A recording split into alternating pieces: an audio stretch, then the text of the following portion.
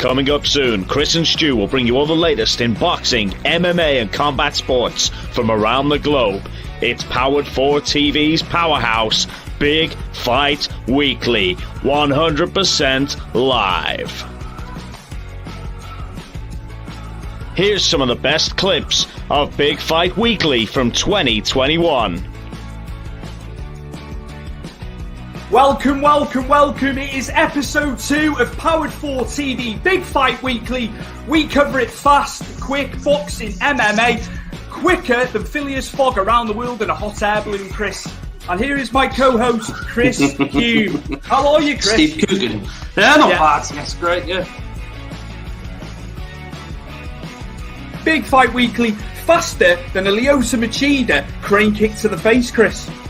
Which one? Belfort or Randy Couture's? They were both equally good, mate. I was probably gearing towards Couture, but you know he was aging as a fighter. Welcome. It's episode 4 of Powered 4 TV Big Fight Weekly with myself, Stuart Palmer, and my co-host, my cousin, Chris Hume, and we're going to give you a deep dive in boxing and UFC and MMA this week again. God, I couldn't get my words out then, could I? Christ alive. And I tell you what, I'll just get it in there now before I forget, quicker than a Kamaru Usman takedown. A double leg.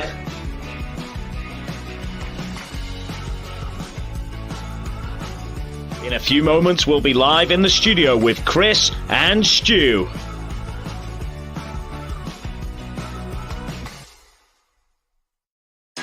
This is Liam McGarry, and welcome to the Big Fight Weekly.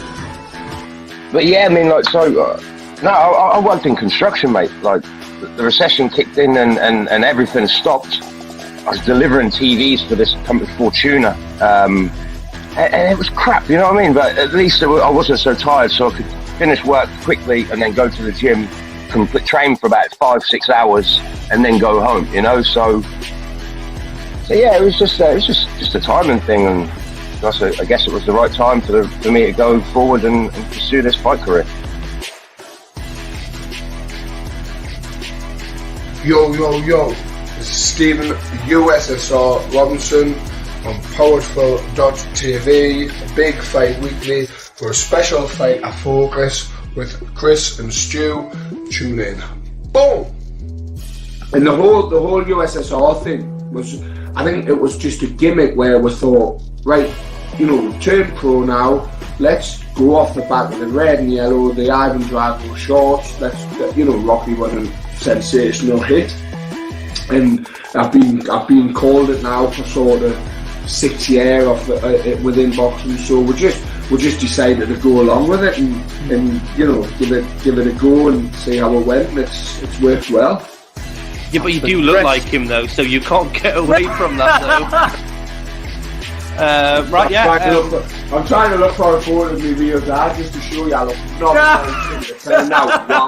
where my man must have been at a Comic-Con back in 1990. Where Dolph Lundgren, yeah. Brilliant.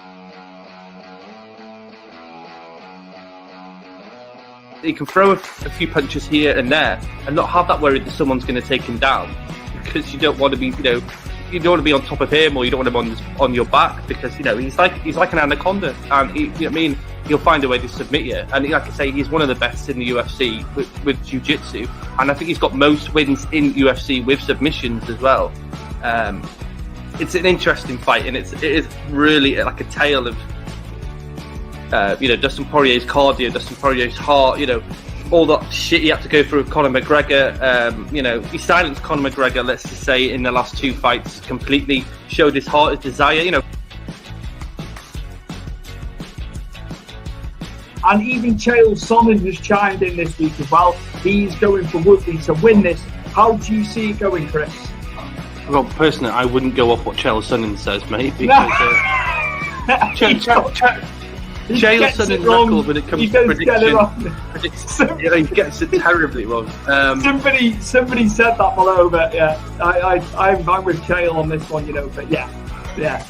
I just think he gets it wrong all the time. So I'm Dave Faulkner, two-time World Submission Wrestling Champion, Tough 9 participant, World MMA Champion, and this is Big Fight Weekly. Well, 4 people had staff on the show at once, and it was very close for the whole show to get closed down. But then they brought in this ginger girl who was like a life coach, and she was she told us to use PMA, positive mental attitude, and she said to, and I'll quote, she said, "If you tell yourself you ain't got staff, then you ain't got staff." And two of the American kids, get on this though, 2 of the American guys who had staff, who were going, yeah, I totally believe that, man, I totally believe it. They actually didn't have staff after 4 days or something. So it must work. Hey guys, this is Jake Cross, President of UK Fighting Championships and owner of Empire Grappling. You are now tuning in to the Big Fight Weekly. I can lean on them and they can lean on me, whereas Empire is just me, and I have a really bad tendency not to delegate. I like to control too much, and that's not because I'm a control freak, because if you can do it right, do it yourself, and that's sort of, I just like live by that, and that's why it's getting to the point now where Empire's an animal. I have probably 60 staff on the day, which I can start to sort of lean on and delegate, but it all still comes back down to me. If there's a problem, it's there for me to fix. You like the younger version of Vince McMahon or Dana White, Jay? Do you want to be referred to as the English Dana White? I've been referred to as the English Eddie, or the new breed of Eddie Hearn, which I would, if I make even 1% of what they've made, or even their success, I'll take that.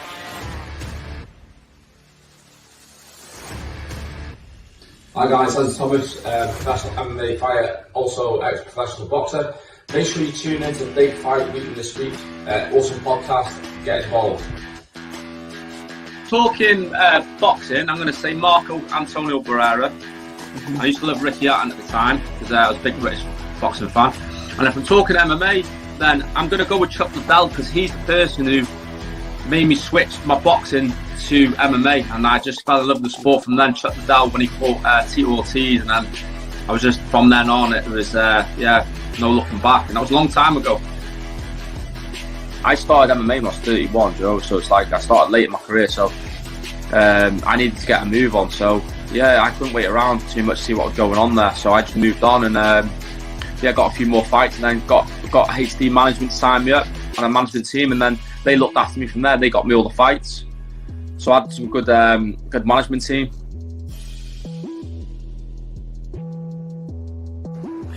This is your boy Chili Willie, ECW original, everybody's favorite homeboy, and yo, you need to check out the Big Fight Weekly.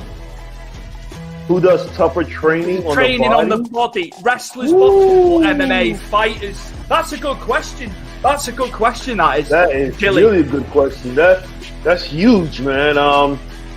Wow, I would probably say MMA fighters, just because they have to not just deal with their hands and their feet, but they have to deal with the wrestling, the grappling. Yeah.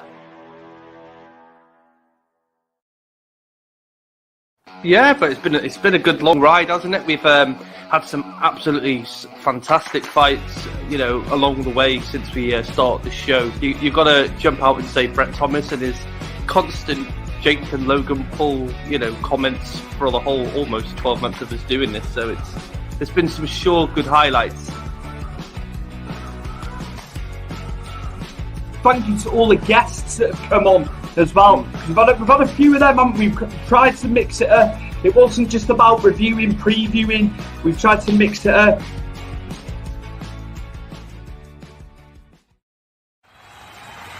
Ladies and gentlemen, it's time for all the latest fight action. Direct from Wales in the United Kingdom, 100% live, it's Big Fight Weekly with your hosts Chris Hume and Stu Palmer.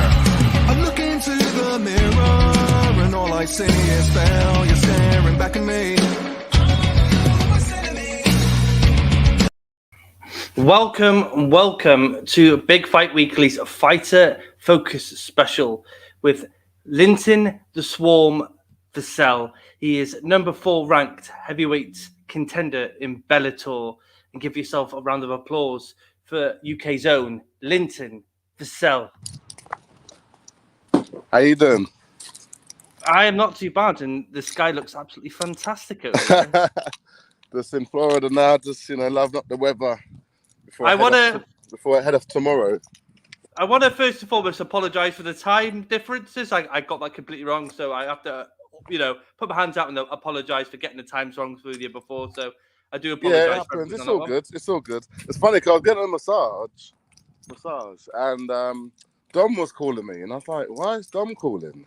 He's my and enforcer. then he sent a message saying that you're waiting for me. I'm like, "No, we've arranged for like 3:15." But I blame Google. It sent me into a spiral. Don't listen to Google. Google's good, but also it messes you up. It lies. I'm not going to believe it ever again. It lied.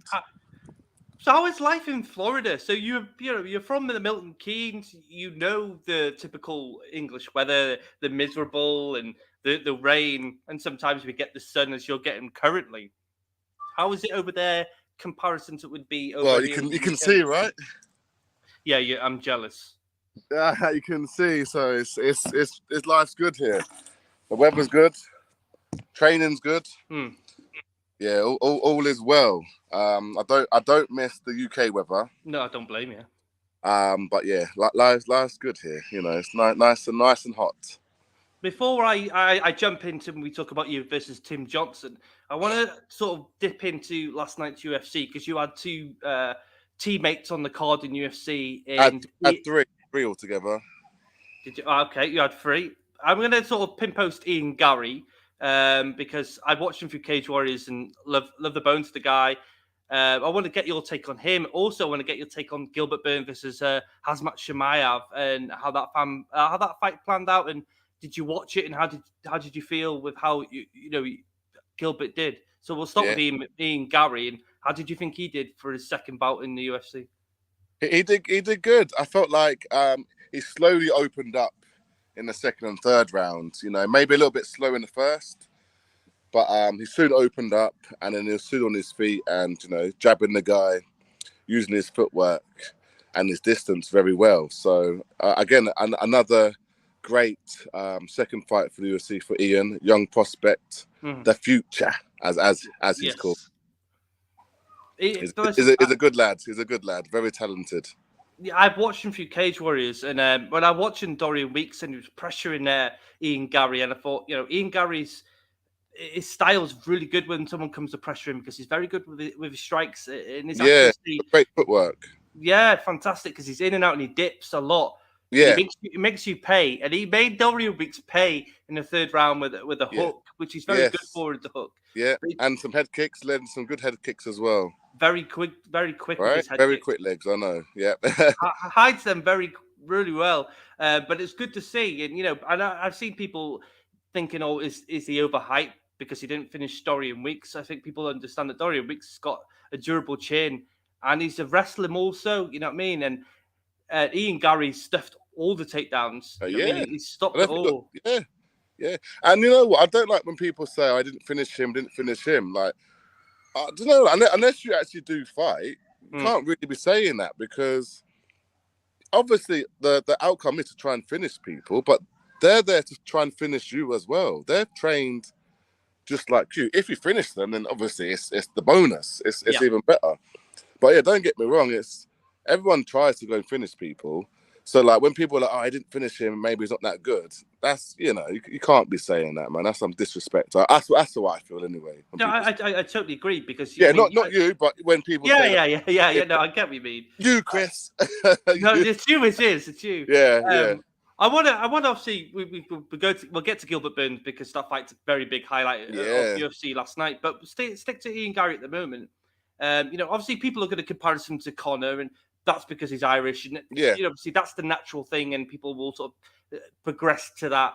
I don't see him like Conor McGregor. He's completely different to Conor McGregor. Oh yeah, two different styles. Again, it's just because he's Irish and Conor's Irish. Then it's nothing like him. You know what I mean? He's funny and a joker, but he's not like Conor at all.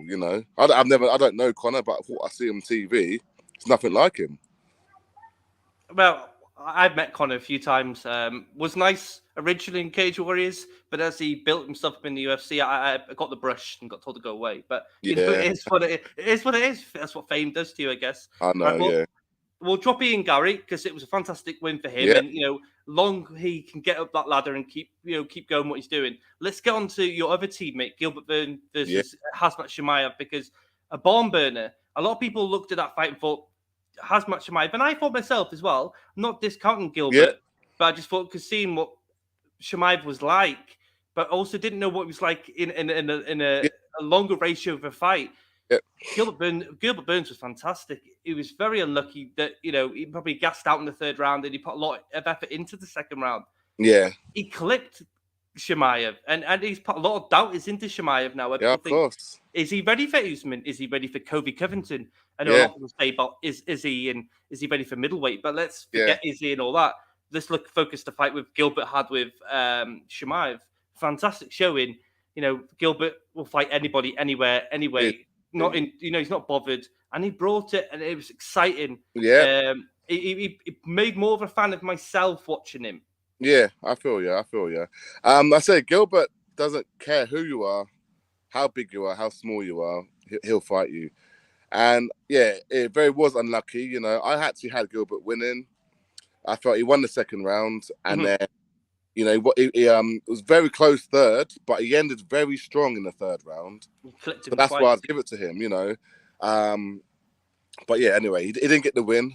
He got the bonuses though, so I'm happy for him to get the bonuses. And he'll be back. And Chimaev showed people, that he can hang in there with the tops. So I think he obviously proved, he can hang in there. But we'll see how he holds up with his other. Obviously, welterweights. Interesting for him, but I'm a big fan of Gilbert. I lived my life with jiu-jitsu. My love with MMA didn't start with traditional. Everyone goes for the punches and the kicks and the excitement of that. I love jiu-jitsu, and it was the chess match of jiu-jitsu, and watch everyone from Gracie's, from the ADCs, and it's hard. Obviously, yourself in the UK to find anything other than mixed martial arts, so you have to legally stream these things to watch them. And I love the Eddie Bravo Invitationals just to watch these guys because it intrigues me, jiu-jitsu.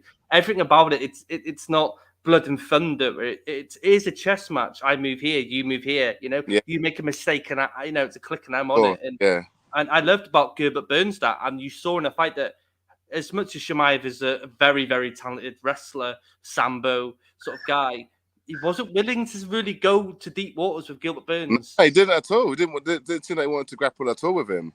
And I thought it might be a little bit of a grappling match, but it wasn't. And that shows you how good Gilbert is and how much respect, I guess, Chimaev had for Gilbert's ground game. I felt like if Gilbert would have took him down, maybe would have finished him, but it probably would have been a definite win for Gilbert if he was able to take him down. But again, it is what it is. Gilbert will be back, and if anything, he gained more fans in that fight than anything. I think I totally agree with you. I think that really galvanizes Gilbert Burns, that he's just taken this hype train on and he's collision caused it. And he's got people now thinking different about Chimaev, which I don't think that people were going into the fight thinking that would be the case. Obviously, as he was such as Gilbert was such an underdog.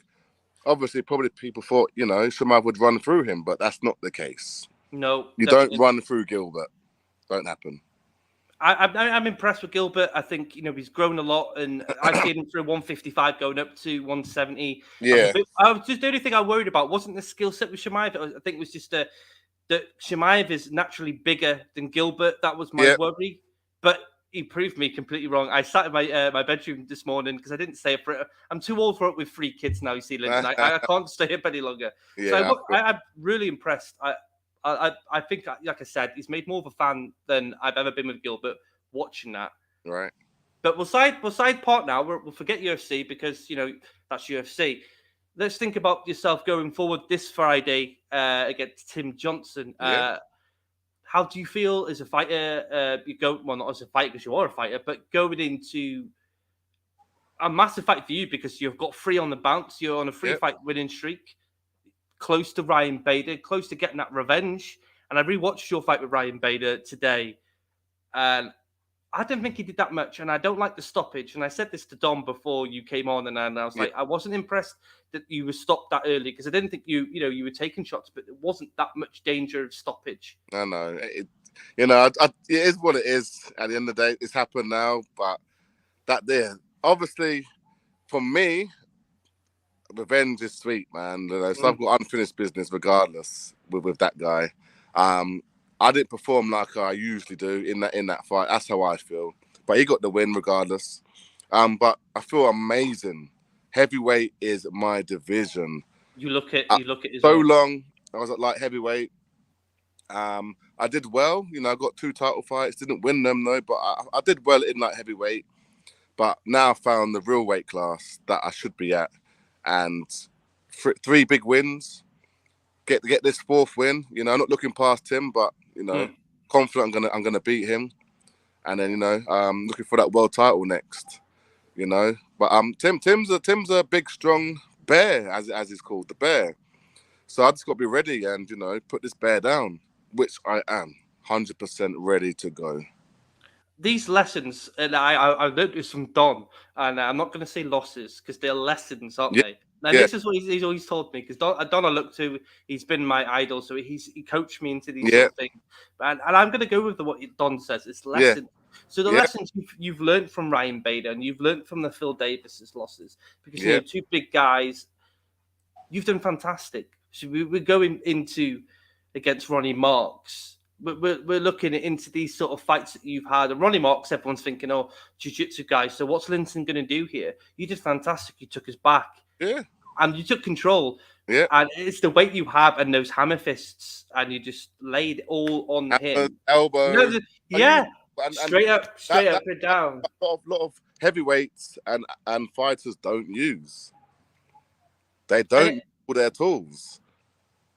You know what I mean? It's mixed martial arts. Take them down if you can, or ground and pound them. Submission, same as Tyrell Fortune. That impressed me. I was going to come on to Tyrell Fortune. That impresses me because everyone was, how are you going to handle him? Well, I'm going to take him down. I'm a grappler too.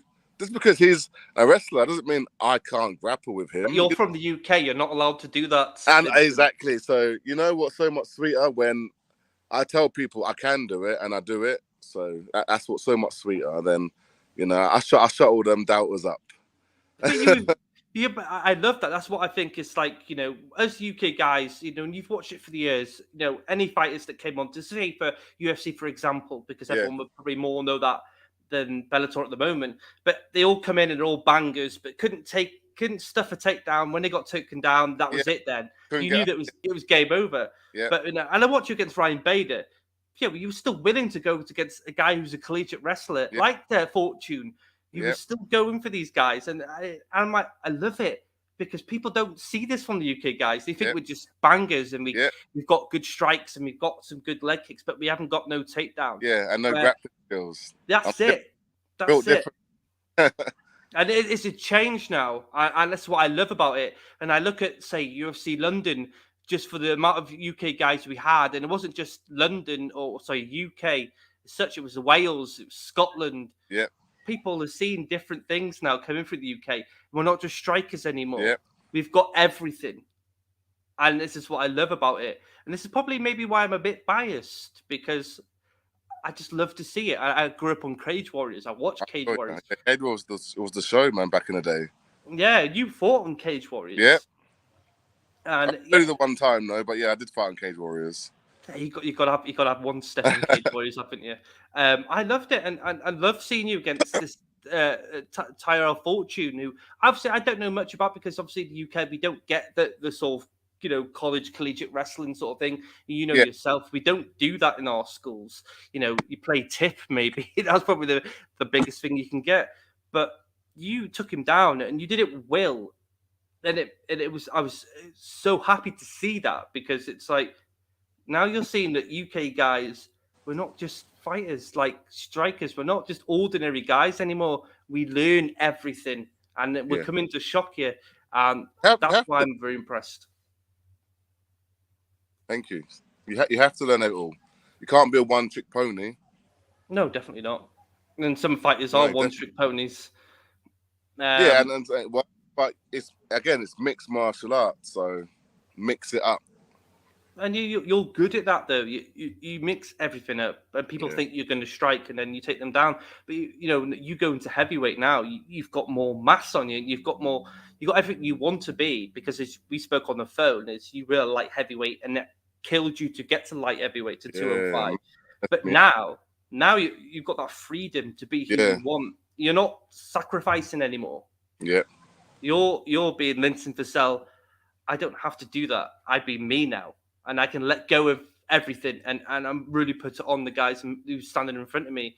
And you impressed me. You and Liam McGeary really impressed me. And I spoke to you on the phone about Bellator just getting on BBC over here in the UK, which is unfortunate that it's only now. But, it's good that you've got something over here in the UK that people can see you. And it's not, people aren't just looking at UFC guys, they're looking at Bellator guys. PFL have just signed a deal with Channel 4 as well over here in the UK. Okay. So more eyes for you guys. Because it frustrates me when people talk about UFC. And I'm like, well, it's not just UFC. There's more people out there. You just need to look. But obviously some people just don't. They just naturally, they look at UFC like it's the Premier League, don't they? And that's where they go. That is annoying. Everyone just thinks that's all there is. It's just UFC. There's other promotions, a lot of other promotions that are real good as well. And you guys are impressive. You know what I mean? We had Liam McGeary on a couple of months ago, but we had him on last year. And I said to him about becoming the light heavyweight champion in Bellator. Why didn't you get the publicity? Yeah. You're the first UK guy to go over there. Yeah, didn't get nothing. And I sat there and I was, because Liam's very coy and he's very good and he's like, oh, it is what it is. I'm like, it's not good enough in my eyes. You should be like where Michael Bisping was. No, it's true. I totally agree. And I hope when, you get through Tim Johnson, and I think you get through Tim Johnson, I think you've got enough ground game to split everything he can throw at you. And I think you beat him up on the ground. I think you finish him on the ground like you've done previously. I do. And I've seen Tim Johnson for UFC and he wasn't bad in UFC. It's just unlucky he just didn't get kept on, but he's had some good wings. Okay, yeah, he's fought Fedor, and Fedor's just sort of, he's a statue of fucking legend. You know what I mean? That guy's a guy who, everyone loves. But I think you've got the skill set to go in there and do what you want with Tim Johnson. And I don't think you need another fight after that. Yes, I think Fedor's last fight may be something you maybe entertain. But if you can get Ryan Bader over Fedor, I'm sure. That's the thing, man. Like, I want that world title, but also to fight Fedor would be amazing as well. So, we'll come to that obviously.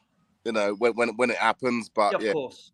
But who doesn't want to be who doesn't want to be world champion, and who doesn't want to fight Fedor? A legend. Let's look at a good scenario here. You could have. Let's think of it as an example. Say you beat Tim Johnson. I'm not going to say actually. I think you will beat Tim Johnson. And again, I'm biased because you're a UK guy and I want you to win. Yes, of course. You beat Tim Johnson. Let's get you Fedor. You can beat Fedor's last fight, no matter where it is, and then fight Ryan Bader after he's fought Jet Congo, who also is another teammate of yourself. Brilliant. And then you can get revenge on Ryan Bader, and then you can hold that British UK flag with that title. And I will push it. I'll get on my social networks. I don't care how small or big I am, and I'll throw it out there because people need to see our guys winning titles and getting the publicity they should deserve. Yeah, I hear you. I appreciate that. But I've got something else for you. I call it a treat for you, Linton. Yeah. I'm just going to pop it in now for you. See how you feel. What you got? Hey, what's going on? What's on, man? Don't make me take my shirt off. Go on. How you doing, mate? Yeah, I'm good, man. All good. Man, I've been worse for wears, man. You know, How are you?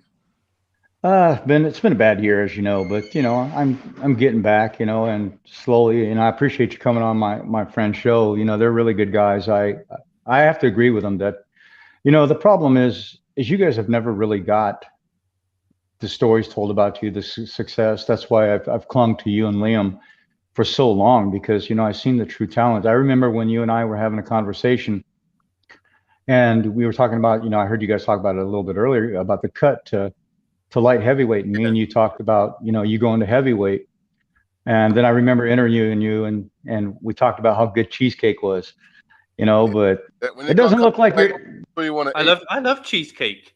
So you want to eat cheesecake when it was especially cutting weight.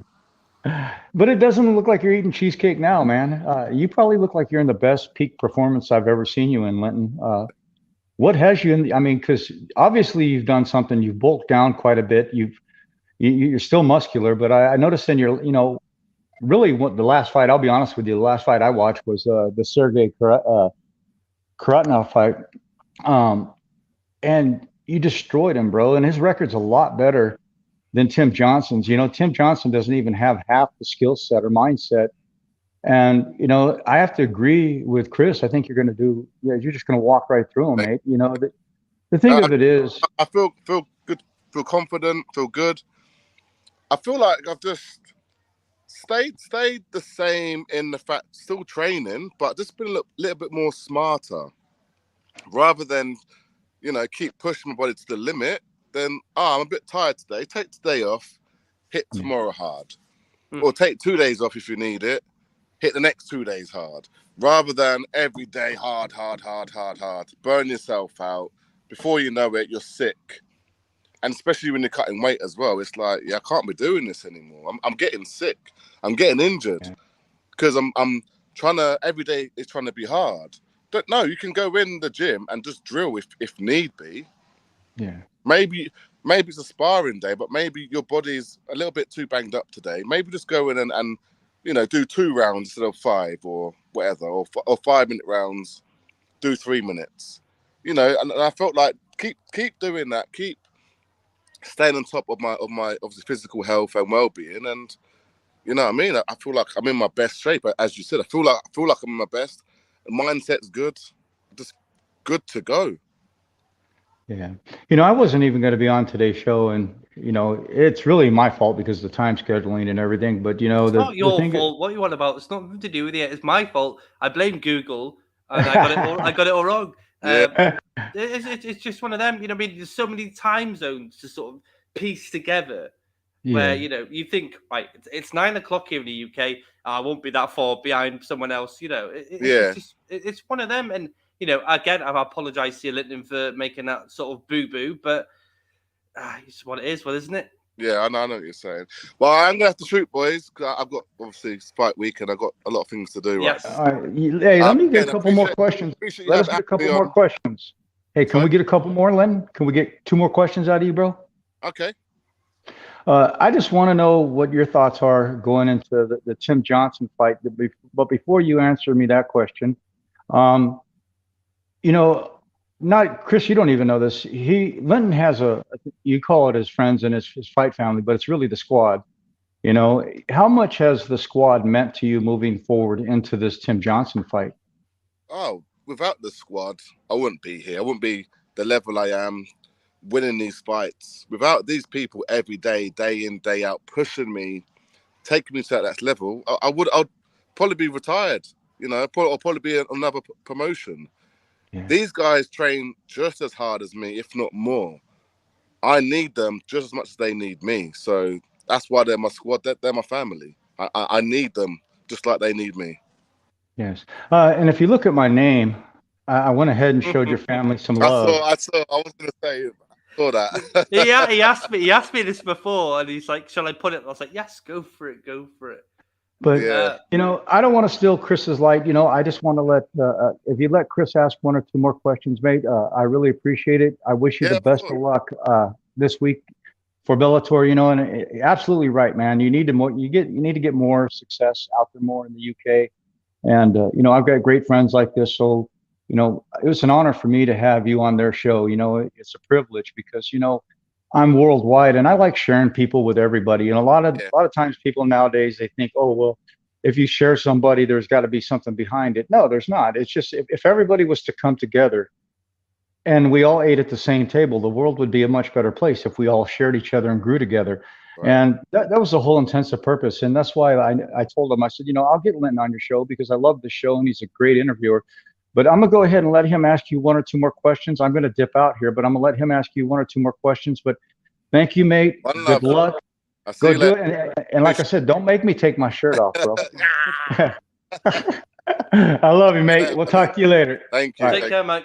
Take me out, Chris. Yes, I shall. Thanks very much, Don. We appreciate you for everything. All right. Peace.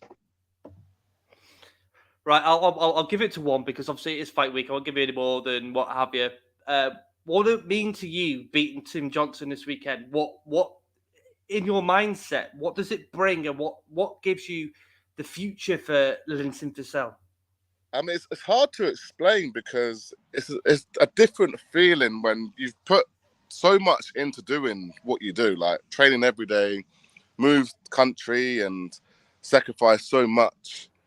It's such a weird feeling, but it would. The only way I can say it is it just mean the world. That's the only way you can really explain how good winning and obviously going one step closer to something you've been yearning for. Obviously, I want to be a world champion. That's what I'm doing it for. The money's great, but I want to be a world champion. Of course. So yeah, it's an amazing feeling just to know you've put all that time in and you're one step closer to getting it. You're like this close. You're this close. So yeah, that's the best way to explain, you know, the feeling. It's like Christmas. I don't know. Yeah, as to say, as you're young, it gets older when you've got kids yourself. That's what I say when you're older. Like, yeah. Oh, bloody yeah, I don't want to. You hate it more. Buy any more presents. Yeah. Listen, I'll let you go, but I'd love to get you back on the show afterwards, after you fought Tim Johnson, and we can have a proper deep dive, a bit longer, have a good conversation. But you know, good luck on Friday. I will be watching. I'm just knock the fucker out. That's what I'm going to do, mate. Thank you very much for everything. Appreciate it. And take care. Take care, bro. See you later. All right, easy. See you later. Dom, just before you go, I got to thank you a lot for getting this interview in. And I appreciate everything you've done for me. You helped me with this interview. We spoke twice, you know, the amount of times we've known each other. We've had quite, you know, a good hours over conversation. But, you know, I appreciate you because I look up to you. I listen to what you say to fighters, and it gives me such inspiration to carry on doing this. Yeah. Well, you know, I look at you as a young me. You know, we all got to start somewhere. And honestly, I wouldn't have got out of bed for anybody. You know, right now I'm sick. I haven't been doing very well this last year. But, you know, the thing of it is, it's like, I watched your show. I came across your show by chance when Liam was on. And what I saw was a show that was tremendous. Two gentlemen correlated very well together. It was a really, really good show. And so, you know, I just watched it. I usually don't watch very many shows because, you know, just like with fights, people think I watch fights all the time, but I don't, you know, because I've shot fights for 37 years of my life and I've done radio for 19 years of my life. So it's like if it's a teammate or if it's a buddy or someone like Linton, you know, of course I'm going to tune in for their fight, but I'm not going to sit from 4 o'clock in the afternoon till midnight, you know, watching a UFC card. And you brought up a very good point. And he topped it off. You know, the UFC is just a promotion. Everybody thinks that it's a pinnacle of the sport. It's not the freaking pinnacle of the sport. It's just another promotion with a little bit bigger of a wallet. I mean, you look at Michael Chandler. He came from Bellator, came into the UFC, starched his first few opponents. Yeah, Dan Hooker, yeah. Yeah, but think about it. I mean, you got, well, before he got too old to fight, you had Rickles, you had Chandler, you had Syed Awad. I mean, I could just keep going on and on and on. You had fighters that have never had to fight in the UFC. You know, so it was surprising to me that, you know, Bellator is just now coming on BBC in the UK because, I mean, honestly, man, I've been I watch more Bellator than I do the UFC, to be quite honest with you. I prefer Bellator compared to the UFC. And a lot of people say, well, you shot for them. You were just offered a lifetime achievement award and being inducted into the UFC Hall of Fame. But that Hall of Fames don't feed you, awards don't feed you, and the thing of it is, it's like, I've got other avenues, and I'm working. Like this Saturday, I got a seminar with Joe Daddy Stevenson in Webb City, Missouri. And then that night, my own, I'm partners in a promotion. We got a promotion that's going to be this Saturday night. So Saturday's going to be slammed for me. I mean, like I said, I'm still sick. I'm going to be worse for wears. But the thing of it is I got Joe Daddy coming from California. He's going to do a 3-hour seminar with the Air Force, which is tremendous. And then I got to hurry up and drive him back an hour to the venue so he can judge for me that night on the scorecards. But this is the business. I got into this business 37 years ago. I was making 6 figures in the late 80s. And my wife told me, go live my dream. And I said, but my dream doesn't pay. And I started shooting, doing photography. And then eventually I started doing radio shows. And I got very big on the syndicated circuit. I was number 4 demographically worldwide. I know I'll never catch Joe Rogan, but Joe Rogan, nobody will ever catch Joe Rogan. But here's the most important part that most people don't realize. You look at Joe Rogan, you look at Ariel Helwani, you look at the Kid and I. They all have corporate sponsors. They all have corporate backing. They have a wallet this freaking big. I'm organic. And I became the 5th ranked show demographically in the world, doing it just with whatever I could put into the show. I did have a sponsor pay for my syndicated show for quite a while, but then the pandemic hit. So I had to cover all my costs because nobody was working.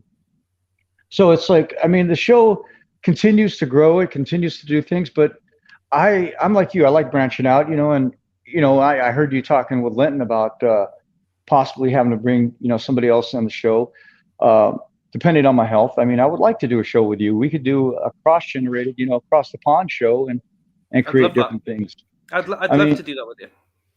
See, people, it's weird. Like with my show, I love your interviewing style because we're a lot along the same lines.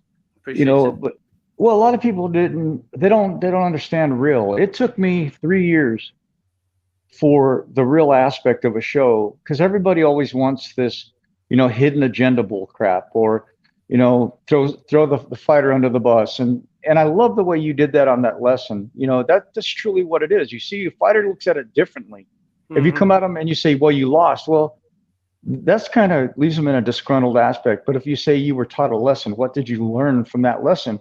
Now you see how much of a difference in the response that you get from a fighter. And that's what's tremendous. And even though I did chew Linton out because I thought he was late too, but hey, we all live and learn. But the thing of it is, he came on, he gave you more than he gave you more time than he said he was originally going to give you. Yeah. But the thing of it is, the correlation between you two, I'm going to get some more fighters, hooked up with you, because I think your show is fantastic. And thank you very much. Honestly, Linton seemed like he was in heaven, bro. It must feel nice for, because I was the only foreigner on today's show, really. If you think about it, I was the foreigner on today's show. And that's how Linton feels when he comes on shows here in the United States. Like, he's the foreigner coming against the American fighter. And, he doesn't necessarily feel that he's going to get the fair shake on that. Mm-hmm. Well, you and I both know that I played a major role in Linton going up to heavyweight from light heavyweight. It was just, I've been in Liam McGarry's life for over a decade. I've been in Linton's just as much, probably the same, and you get a relationship. That's why I put Vassell Beauty and Care. My actual name is Don McGuire. And, yes, but I sponsored his family. If you're over in the UK, go to Vassell Beauty and Care and just mention my name, and they'll give you 30% off. In Milton Keynes. Yeah, and they'll give you 30% off. Only thing I didn't give Linton a bad time about is I always asked him, did he get a mani and a pedi before his fight? Because he always does. And then, one time I teased him because he gets his eyebrows tweezed too. And there's no... My co-host there, Don. Hey, what's up, Stu? But, I always give fighters crap, man. You always got to make the show fun. You always got to add. Yeah, do I get some of the greater fighters now? But yeah, but it took me 19 years, and I've only been doing video for maybe 11, 12 months, say something like that. Yeah. The rest of it was all, if you go on Google, if you search The Fighter's Voice with Don McGuire, you'll find the syndicated version.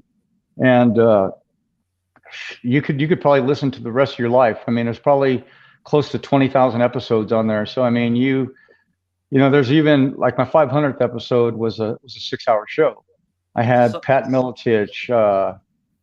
I had everybody on. I had nothing but legends for 6 hours. But see, my show's a long formatted show like yours. My show, it ends when it ends. And a lot of times, like I get guests like Linton and other people that say, "Hey, man, I can give you 15 minutes. I can give you 20 minutes." But then next thing you know, an hour and a half later, you're still on the show. Yeah. And so I just let it end when it's going to end, because it's like you can strike a good conversation and it just grows, and then the time they forget about the time. But see, I also like to do another thing. I like to show the side of a fighter that nobody gets to see.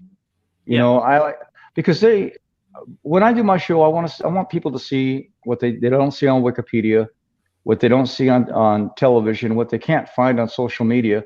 I want to give them a side that they don't know. Like, the story, but it was like, Todd Medina El Tiburon, he fought in UFC 3, 4, 6, and 8, something like that. And he fought No Hold Barred before that. And he talked about he was giving his daughter a bath, and he went to dry her off, and she passed away in his arms. When you think about stories like that, fighters forget that they're in an interview. And so my show is basically a phone call with thousands of people listening in on our phone call. And that's the best way to do it, because a fighter will forget that they're on an interview. You've done so much, though, for the sport, not just being a photographer. You've met all walks of life. You've given, myself an opportunity, to speak to fighters that, I message and I don't get no replies from. You give me that opportunity. That means the world to me, and Stuart as well. It means the world to us that, there's people out there that aren't selfish and are willing to give back to people of the smaller shows who, that just want to have their opinions with fighters and have that conversation with them. And, it's not just about just watching you fight, but I want to get to know you. I want to know you as a person. It's not just about knocking a guy out or submitting a guy out. Yeah. I want to know who you are. That's what impresses me about people. Well, the reason I'm the way I am, a lot of people think there's like a hidden agenda. There's no hidden agenda behind what I do. I'm just one of the nicest people you'll ever meet. I treat everybody how I want to be treated. Do I give guests to every show? No. Do I like a lot of shows? No. There's very few shows that I like, but the shows, people like you and your mutual host, you guys, you're cousins, right? Yeah. Yeah, I mean, I appreciate your show, so I'm gonna bend over backwards to help, because you're the future. See, people don't realize that I'm almost 60 years old, bro. I mean, I've been in the sport more than half my life, and so it's like I'm not going to be around that much longer.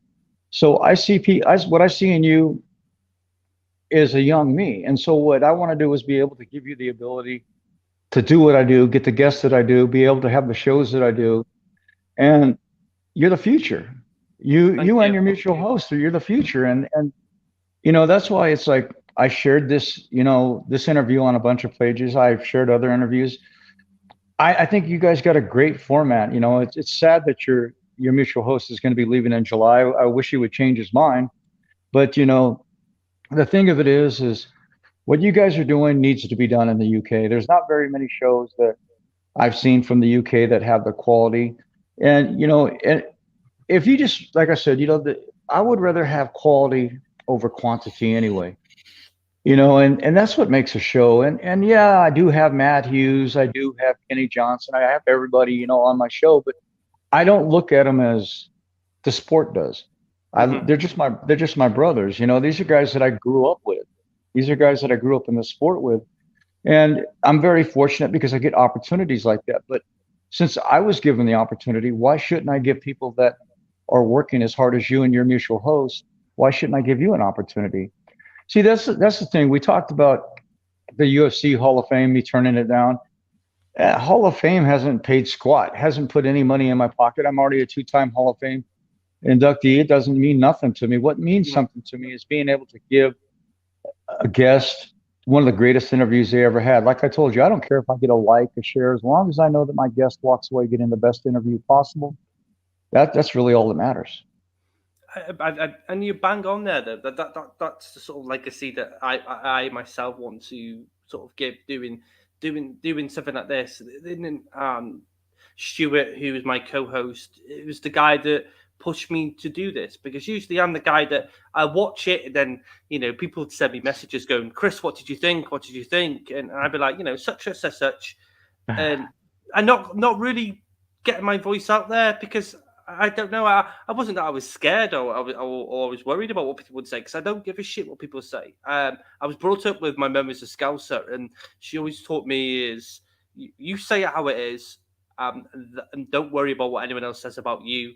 You just keep going the way you are. And I have always done that, minus a few mental health situations here and there, but, everyone has that situation. And, I do what's best for my children. And that's what galvanizes me more so, Don, is that, I'm doing this because I love it. And yes, okay, I'm not going to lie. I'd love to do this full time. I'd love to stop having to put clothes and ornaments out on a shelf and do this properly and feel like this is not just a job. This is fun. This is exciting. So every time you've got someone like yourself or Linton or Liam or whoever comes on, that it's exciting, and I'm happy to be here and I'm happy to do it. Do you know what I mean? And that time will come, and what will be.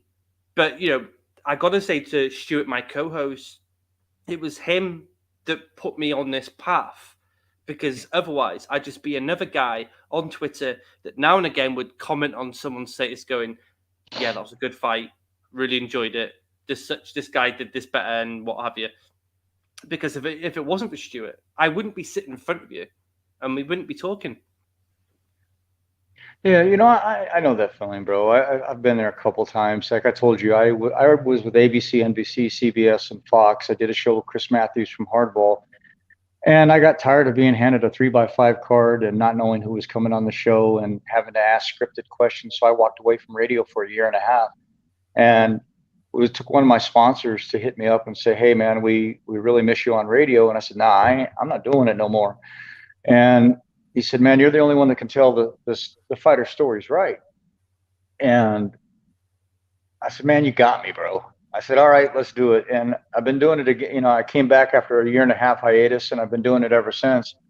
And, the hard part about it was because now technology has made it to where we could be like this. But most people don't realize on the syndicated side, especially when you run your own network, because I was on iHeartRadio, Univision, Castbox, several FM transmitters.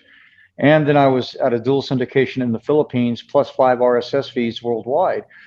And I have to encrypt, embed, and blog, create the link. I had to do everything. So for a 2-hour show, it would take me 25 hours of worth of work. And, here I'm doing 3-4 shows a week. So you figure I'm putting 100 hours, 75 to 100 hours worth of work in to do 4 shows, 3-4 shows. And it was like, there's got to be a quicker way. And so finally I got it down. I mean, after years and years of doing it, I finally got it down to where I could create a show within like 40 minutes. But then you still got to put it out on social media. Yeah. So it's like, and then, so now it's like, now I got, same with editing, I've got everything down to a knack because I've done it for so long, but I feel sorry for these guys that have to do all their own stuff that, don't have corporate backing like me, that have to do all their own work, because it's not easy. And you really got to love what you do, because if you don't love what you do, then you're going to quit. I mean, you really are. I mean, thank God technology keeps advancing, because it's like, yeah, I love the syndicated side, but this way I get to see the emotion. You get to see the raw factors of the interview. And that's what encapsulates people. The thing of it is, it's like, me and you, we talked about this when I had Matt Hughes on the first time right after his accident. It was all done through text. I hadn't talked to him physically, and he showed up in the virtual studio. And his voice, I heard his voice for the first time, and I was like, what am I going to do? And so I said, you know what? Just interview him like you would any other fighter. And people still attack me. So one thing you got to understand, no matter how great your show is, no matter how much success you have, there's always going to be those people that hate on you. And, people will say, well, let your haters be your motivators. Well, after about 20, 25 years, it gets to be a little bit old. It gets to be bullshit, really. Yeah. And then when you get to, being in the sport for 37 years, then you're just like, I really don't give two fucks, because I really don't. It's like they're going to hate me no matter what. No matter what I do. They don't know how many people I've taught to shoot in the sport. They don't know how many shows that I've helped created and mentored. Because I don't tell people, my business. I really, I didn't even let my illness out really till this last year. And the only reason I did was because I had to, because you can't just be at the level that I'm at in the sport and then just walk away for a year and expect to come back and be at the same spot. I continue to do shows. Even back in July, at the end of June, beginning of July, when they did a revision on my amputation, I still sat right here 4 days after my surgery and did a show. I could either lay in bed and feel sorry for myself, or I could sit up in the chair and be interested and share a fighter and have fun. So I've always worked through all my illnesses. When I had my back fused, I shot a fight 3 days later. When I've had other multiple surgeries, and I just went right back to shooting. This sport is who I am. Without this sport, I won't be here. I won't. I'll be gone. It's like I told you before. My wife said, go live your dream. And, I never thought she was serious, because, like I said, I was making six figures in the late 80s. And I said, but, my dream doesn't pay. But here I am 37 years later. I want to thank the sport. I own my own house. I own my own cars. I don't have a need or a want. I give back 80 to 85% of what I make to the sport, because I want to see the future, succeed. I indulge myself with friends like you, mates like you, to help, ensure that you're there for the future. And, that's what life, like when Linton was on, we all need to eat at the same table. We all need to come together. Yeah. And, because hate isn't doing anything for us. Hate is dividing us. This last year, I've gotten some of the most love I've ever gotten out of the UK. And I got to tell you what, and I don't care if I piss an American off or not. I mean, this is how I really am. I'm straightforward. You ask anybody that knows me, but I get more love from the UK than I do the United States. And it's just, we talked about this, and it's like American fighters, a lot of them, not every one of them, but a lot of them, they have egos. And, then look at Colby Covington. I threw him off my show, but there's others that I've thrown off my show. But then you get like Linton, Liam, you get others, from over the pond, and they're the most cordial, nice people in the world. And it's like, why can't the sport be the way in the United States? It just, every foreigner that I've had on my show treated me eloquently. The other night I had the world unified Muay Thai world champion, Rami Zaiden Ibrahim. Yeah. The first American ever to win the unified title. First Palestinian, first American, first one in the country to ever win that title. And he retired because his mother wanted him to. And he's Palestinian. So I got crap for that. So, I mean, you just got to do you, bro. You got to do you, and you got to create what you feel is the best path for you, and just let all the other go in one ear and out the other. Because what I saw when I was watching you with Linton, man, it was gold, mate. It was gold. Thank you.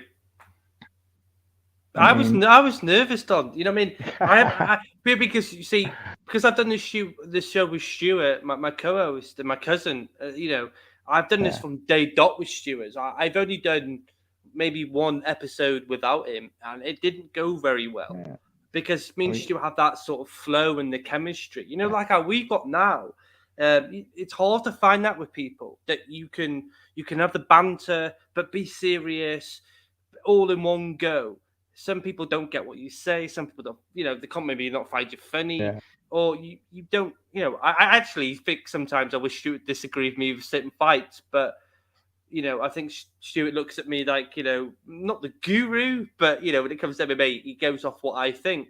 But I'd like to have someone go, like, if I go say, Shemaev beasted Burns on the weekend. I'd like someone to go, no, we didn't, mate. And then go, this is the reason why. But that's what it is. Stuart, if I did that shit with boxing, then Stuart would be shooting me down, because he knows his boxing. I'm still learning my boxing sort of path. Like MMA is my life. MMA is something that I transitioned to from watching wrestling because everyone did, and then everyone that says to you that they didn't, they're a liar. They'd watch WWF, WWE, and then they fell into UFC. That's how it happened to me. I fell into UFC through Tito and Liddell, the very first fight they had, and it was on a channel called Bravo, and it was pre-recorded, but it was weeks and weeks after the fight happened, and I'm like, what the fuck is this? What is this? You know what I mean? And I'm like, I've not seen this before. You know what I mean? Because UFC was trampled down by a lot of places and states, so for it to get international would be very hard. So when it came over here, and I'm looking at it and I'm thinking, why have I not seen this before? Why am I watching Stone Cold Steve Austin and The Rock fight when I can see these guys pummel each other out? But not just the fight itself, the storyline between Tito and Chuck was very wrestling orientated. It pulled you in, and that's what pulled me in. And I never looked back. I maybe said goodbye to wrestling, but I grew up with watching UFC, and then everything else came into play where I got Strikeforce, World Series of Fighting. Yes, okay, it's hard to find those in the UK, but you just have to look. But I fell in love with it, and it's a sport that I sit back and I love as much as my football club, and my football club's my first love, Don. But I love UFC and I love MMA. Bellator, ONE FC, PFL. Yeah. I love them all. But I also love Cage Warriors, UCMMA, everything that you see bricks now coming through. And I couldn't be any more prouder than seeing UFC London and seeing all these kids come through. I'm blowing everyone out the water because everyone seems to think UK fighters are just bangers. Well, they're not anymore. And as I said to Linton, we are not those guys anymore. Yeah. They're so well-rounded. And everything, I just feel so appreciated of having yourself as a guy that can mentor me and help me understand how to interview people as well as Stuart, because Stuart does it himself. But galvanized me to be not nervous, because I wasn't really nervous when Linton showed up, because I spoke to you for a good hour before it. But I spoke to him like I've known him for years, like with Liam McGeary when me and Stuart have had Liam McGeary on. I just spoke to him like this is a guy that I've known for years who lived down the street. That I went, all right, mate, how you doing? And then you have this conversation. I'm so happy that I've had this push by Stuart, yourself, and everybody else that have really given me the positivity and the confidence to do this. Because normally I wouldn't sit in front of a camera and having all these people watching me, and judging me. I would never normally do it because I just wouldn't put myself in front of that. Where 12 months on, I couldn't give a shit what people say about me. I couldn't give a shit if someone said to me, "What you said was wrong. What you picked was wrong." I don't give a shit. My opinions are my opinions. At the end of the day, my opinions are what matters to me. If someone says to me, "You got that fight wrong," my answer would be, "Well, what did I say? What was wrong? What can you tell me was different?" In a polite way. Give me a debate. Give me something that you think that's different, and then we can have a conversation. Yeah, well, I've been on that route, and that's a good route to go. I mean, but I've done radio so long. I always tell people, if you don't like my show, don't fucking watch it. I'm not asking you to watch it. You fucking chose to watch it. Yes. But see, I've been around since the dawn of time, so it's like I have that capability of doing that.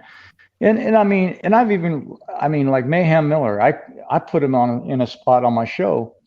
Did he like it? No, but he stayed. I mean, and the thing of it is, I'm not going to put up with no wanker on my show. I'm just not going to do that. You're not going to come on my show and lie. You're not going to come on my show and tear down somebody. And I think that's really what had a lot of people look at me differently because, of me throwing fighters off the show. I really don't care. You're no different than me. You have a different job. And so you're going to respect me the same. I'll respect you because you're a fighter, but respect me because of what I do. But just because we're on a show doesn't make you better than me. And the egos, I threw the egos out the window a long time ago because it's like I don't give a crap. I'll just throw you off the show. I don't care. I mean, it's not like I'm hurting for guests. I got a guest list, probably 1,000 guests in that want to come on the show. It's just that I've been, to your listeners and people who are watching, because I shared this on my pages too. But I'm sick. I've been sick, for quite a while. And the thing of it is, it's like, am I on point? But no. But it's like we just talked about Rami. I did that show. I shouldn't have did that show. But I re-interviewed Virgil Hill from boxing, Quicksilver. And the reason I did that show the week before was because most people don't know, a year prior, I was sitting right here in the same spot, and I had a heart attack and didn't even know it. And I was interviewing Virgil Hill while I was having a heart attack. And so, I went to sleep. They put me to sleep for 2.5 weeks after that. And it's crazy. So make a long story short, things started coming back up in my my memories. So I hit Virgil Hill up and I said, "Hey, bro, I need to give you a better show." And he's like, What are you talking about, Don? You always give me a great show. I said, "Nah, man." I said, "I had a heart attack the last time you were on my show. I just didn't tell you." That's fucking crazy. And so he said, "Well, let's run it back Sunday." So we ran it back Sunday, and we had a tremendous interview. But it's going to take me a week or two to get back on point. I mean, my voice is trashed right now. I'm not feeling the greatest in the world. But I wanted to make sure that, Linton got on today. And yeah, I did chew his behind out, but yeah. But I told you it would all work out great, man. I know it did. Of course it did. But you did a hell of an interview with him, bro. I mean, but he didn't want me to take my shirt off, because I'd have took my shirt off. He'd have looked like a wimp, bro. That means I'd have to take mine off then, but then we'd have to go for a full circle. No, you know what I mean? We're good. We're good. I mean, well, I'm glad you got your opportunity, bro. No, I'm glad that you've opened the door for me. You know what I mean? You're the guy. No, you opened the door. You opened the door by encapsulating my thoughts watching your show. And I reached out to you and your cousin, and we had conversations, and I offered you guys a guest. And I mean, let's be real about it. The truth of it is you earned the right to have Linton on your show today. I didn't do anything for you. All I did was just call a brother up and say, "Hey, there's this great show in the UK. I would love for you to be on it." And he said, "Let's do it." I mean, so really, I did nothing but make a phone call. You did the interview, bro. And you know what the funny thing is? I didn't write any notes.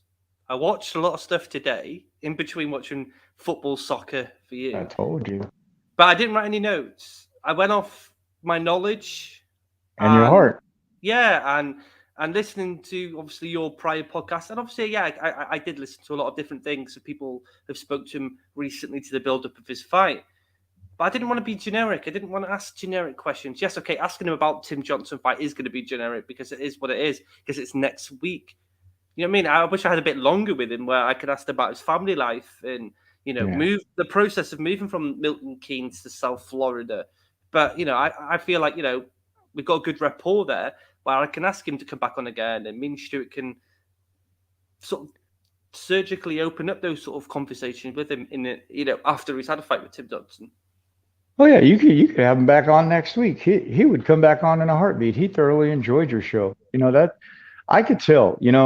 I've seen Linton on many, many other shows, and you had him smiling. You had him in a good mood. A lot of times, it's like he just wants to hurry up and dip out. Like I told you, I don't let a fighter dip. That's why I said, let us ask you 2 or 3 more questions. Yeah.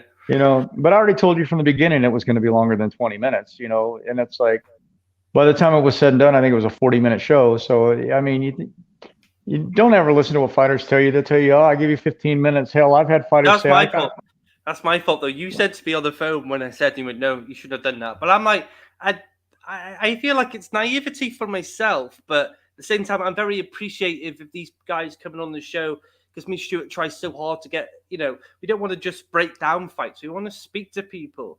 So I feel like my naivety there was like, yeah, I don't care. 10 minutes is fine, because I'm thankful that you're coming on. Well, see, the thing of it is, you watch my show. I don't even. My shows have a touch of fights. I mean, I very little bit about fighting, more about the person, because I want people to know the man or the woman behind the fighter. I want them to know the individual. Anybody can go and research, but I told you, man, if you don't write down a note, you're going to have a better show. And what did you do? You killed it. You knocked it out of the park. Thank you. And I really appreciate it. And Stuart said the same in the comments as well. And he's been saying to me all day, you'll be fine, because he's always said to me, you need to do a one-to-one. You need to do one-to-one without me. Because, he does it himself with his wrestling podcast, Stuart's Wrestling Podcast, by any chance, if anyone wants to watch it or listen. But he does that regularly, where this is the first time I've done it without him. So I've taken I got rid of my safety blanket, which Stuart is my safety blanket. It's because I rely on him to be there next to me, where I did that today without him, which is, I feel like in myself, it's a huge stride going forward for me. Oh, you hit a home run today, bro. I mean, a lot of people don't understand. I mean, they'll take it for what it's worth, but if you could have your guest happy, laughing, smiling, telling stories, I mean, that's what it's all about. The whole purpose of an interview is to get to know the person behind the fighter, and you only had a short time to do that today, but your next show with them, now there's already that bond. I mean, so you'll open up right out the gate. Yeah, I had to jump out and show him how to get onto the show, but he's a fighter. I mean, come on, it's like he's not expected to know these things. I did screenshot him just as you sent me a message, and he popped up at the bottom, and I sent him a message going, "It's the address bar," but I don't know what phone he's working off. If he's working off an Android, I don't know, because I don't have an Android, and I have an iPhone, so yeah. I just have to screenshot. Well, that's half the problem. iPhones, man, that's half the problem. No, really, I don't have an iPhone because, being a photographer, leaning over aprons, or having the stool or whatever, I probably would go through about 30 phones a year if I, bought an iPhone. I couldn't afford to have a phone, so what I did was, back in the early days when cell phones came out, I bought the cheapest cell phones possible by the case, because I would probably break them 2 or 3 a week, and now it's at the point that I just take my phone out and put it in my bag, because I can't afford, $800 to $1,000 a pop every time. No. And so, but I got used to Androids. So it's like, it's easier for me to operate on an Android. A lot of the operating systems now are all Chrome based. So, and Safari and Firefox and all that are going to be outdated shortly. So it's kind of hit or miss, but I got to say, bro, I'm proud of you, mate. The way you did today's show, it seemed like you knew Linton your whole time. It really did. It seemed like you've known him since he walked into the sport. And really, I mean, a lot of people make shows much harder than what they really are, and, Stuart was right. I mean, today probably was your best show. And now I used to like having a mutual host all the time too. Mm-hmm. And then, like I told you, I went to the one-on-one aspects, and now everybody wants the one-on-ones. And I don't like doing the one-on-ones all the time, because, I want to be able to sit back and enjoy the interview too, instead of constantly being in it. But at the same time, that's what I'm known for, is my one-on-ones. And I seen that quality in you today. I mean, is it going to be something that you're going to be able to learn and address in the next 2-3 months? That's only up to you. You're only going to be as good as you want to be. I mean, but you took my advice. You didn't write down a question. You didn't write down a note. See, the way I go into a show is, all day long I'll think of one solid question, and then I ask them that question at the beginning of the show, and then whatever they give me is where the show goes. That's called the feeder question, and that's what makes my show. And a lot of times fighters forget that when you're in a one-on-one, they forget that they're on an interview. Mm-hmm. And so the next thing you know, they're telling you everything. I mean, they're spilling their guts. They're telling you everything. And I think that's why a lot of people like the humility of my guests on my show, because they are real, and they do care about the sport, but they care more about their fans and what people think of them. And it's like you put everything together: family, adversity, overcoming, and you're going to be a success every time. I mean, because if you touch on them 3 points that we talked about before when we talked on the telephone, you're going to have a great show every time. I mean, that's just the only problem is like with this type of stuff, you're going to have technical issues. I mean, Of course. we're over the ocean from each other and we're still having, but I'm also sitting right next to my Wi-Fi too. But the thing of it is my worst shows like that where I had technical difficulties, they piss me off because I'm a harsh critic. But then my listeners will say that's the best show ever, and I'm like, that was crap, and they're loving it, and it's like, man, but I don't know. You know, the thing of it is I think the United Kingdom, I think all you guys over there, I think you guys need opportunities to share and shine and show the sport that you guys are just as equal as us. And you know, I'm going to do whatever I can to get whoever I can on your show. Like I told you, I'm going to try to get. Thank you. Oh, we'll get Joe Daddy Stevenson on. Like I said, he's with me this weekend. I mean, I talk to him all the time, but I mean, there isn't a fighter in the world that I really don't know. I mean, when you've been in this industry as long as I have, I mean, it's kind of a gimme. I would suck if I didn't know as many people as I did, bro. I'd love to get him on. Honestly, when we spoke behind the camera before Linton come on, and you know, like I said to you, I love Kingdom, and I'd love to know his insights to that. You know, because you know, I'm never going to get Frank Grillo on here. I'm never going to get the Jonah brother on here. I'm never going to get I'll never get these guys on here. But I can get Joe Daddy on and not just talk about his fights because we know enough about Joe Daddy's fights. But I'd love to know about the insights of being in that surroundings. And I'd love to know things about that because I love the show. And I said this before off camera. I love the show. And it's a show that I feel like brought a lot of elements to MMA's sort of life that people don't really see. And, unfortunately, it was cancelled and it didn't get given more the opportunity. But I'd love to speak to him about that. So, yeah, if you could get Joe Daddy on, I'd love to sort of shoot shit with him with that. Yeah, no problem. I'll be with him Saturday. I'm flying him in Friday, but Friday night or Thursday night, I forget where they were flying him in. But man, it's the thing of it is he's probably one of the nicest individuals you'll ever meet. I mean,